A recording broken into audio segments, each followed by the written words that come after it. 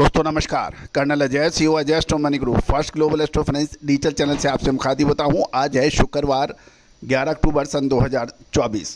दोस्तों ग्रेन्स के अंदर यदि अनाज के अंदर गेहूं, मक्का, बाजरा, चावल, जौ और ज्वार के ऊपर अपडेट देने वाला देश का पहला चैनल है। दोस्तों हम तिलहन, दलहन, मसाला, अनाज के अतिरिक्त सोना, चांदी, कच्चा तेल और स्टील, लोहे के ऊपर अपडेट आप तक पहुंचाते हैं।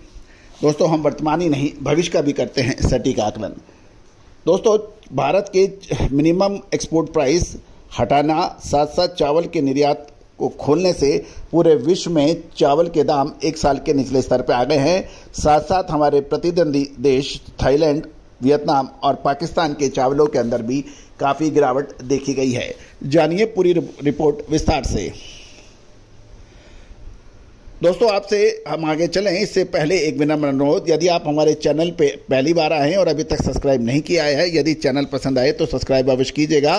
साथ साथ अपने इष्ट मित्रों को भी अवश्य ये शो शेयर कीजिएगा। खबर निकल के आ रही है कि भारत का एकाधिकार चावल निर्यात पर माना जाता है। शीर्ष निर्यातक भारत द्वारा हाल में ही चावल के निर्यात पर कुछ ढील दी गई है। सुस्त मांग और आपूर्ति यानी सप्लाई के दबाव बढ़ने के कारण प्रमुख एशियाई केंद्रों में चावल की कीमतें इस सप्ताह एक साल के निचले स्तर पर आ गई है। गौरतलब है कि भारत 5% टूटे हुए पारबोइल्ड चावल की कीमत $500 से नीचे यानी 490 से $495 आ गई है, जो कि 24 अगस्त 2023 के बाद सबसे अधिक नीची मानी जा रही है। चावल की सबसे कम मांग, रुपये में गिरावट के बीच ये कीमतें देखी गई हैं।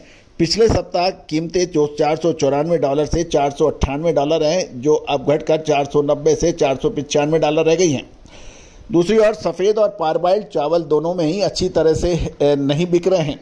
कोलकाता के कुछ निर्यातकों से बात करने पर बात पता लग रहा है कि इंपोर्टर बार्गेनिंग कर रहे हैं, और खासकर न्यूनतम निर्यात मूल्य लागू होने के बाद।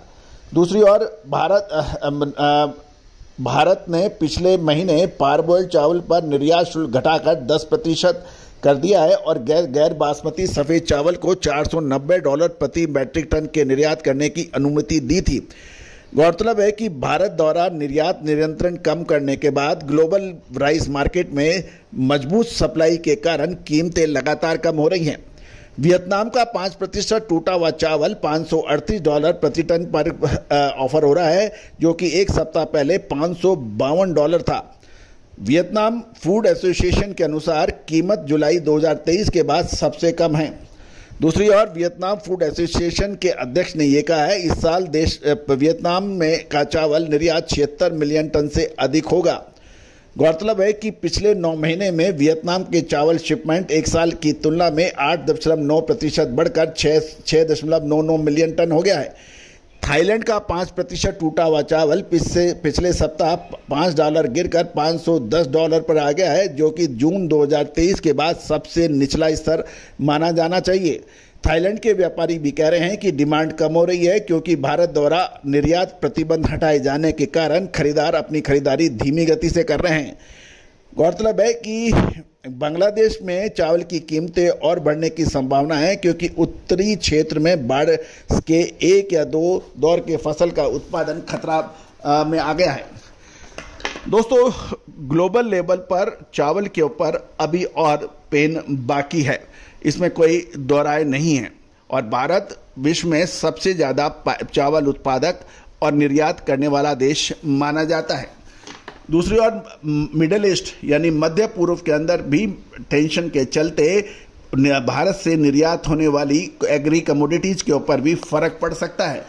दोस्तों आपकी क्या राय है, आपके क्या कमेंट हैं, अवश्य आप हमें कमेंट बॉक्स में जरूर लिखिएगा। All the very best, good luck, happy trading.